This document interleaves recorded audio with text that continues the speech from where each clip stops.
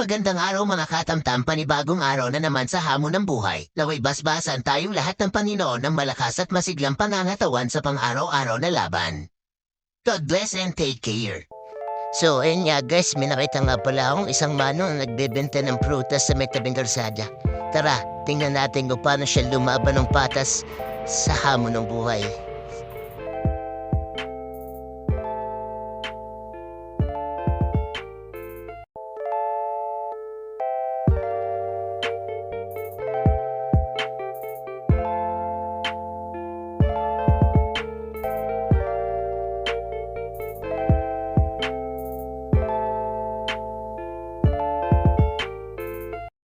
Yan, ang ma'am gusto namin sa Quezon. Gusto na Tlasumis, Lanzones, kasama pong lakatan at may labong at lakatan na quality.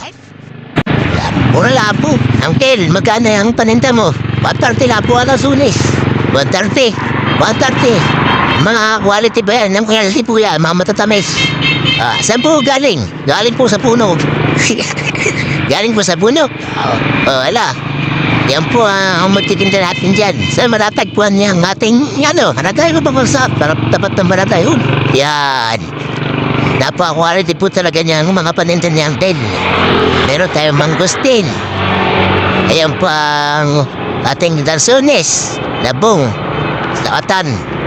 Yan si Uncle, Yan ang pagkasipag-sipag niyang tao na yan. Yan yung tipo na araw-araw ay nakapisto po yan dito. Makikita po ninyo sa Arsam. Araw-araw po yan diyan. Yan po. Naipa si Ruben. Ang unang customer. Kaya, pare po ang aming barangay Arsam. Talagang sagana sa pagmamahal.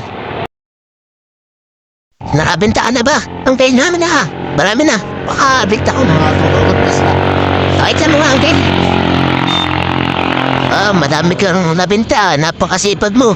Saludo ako sa iyo, Uncle. Wow, aba. Dahil yung kinikita. Sa isang araw, Uncle, magkayong kinikita mo sa pagtitinda ng mga prutas. Kaya po naman pamita ng mga 800 sa magkapon. Dahil mura po ang aking paninda. Napakasipag mo, Uncle. Ang ganila na ang anak mo. Ay, dito na po kumuha na pambaho sa araw-araw ng mga bata. Napakasipag mo. Ikaw ang tunay na bayani ng isang pamilya, Uncle. Ito po. Akin, Bambi, medyo kailangan po sa puhunan. Kaya po ako, kailangan po, marami puhunan dito. Mahal po ang pakayaw. Magkano ang pakayaw niya, Uncle? Ang mga paninda mo. Mahal po ang pakayaw, murang binta. Anong sasarap niya na? Kaya tamis ba ito, Uncle? Ambo! Dito nga at susubukan ko si Uncle kung bibigyan niya ako ng 1 kilo.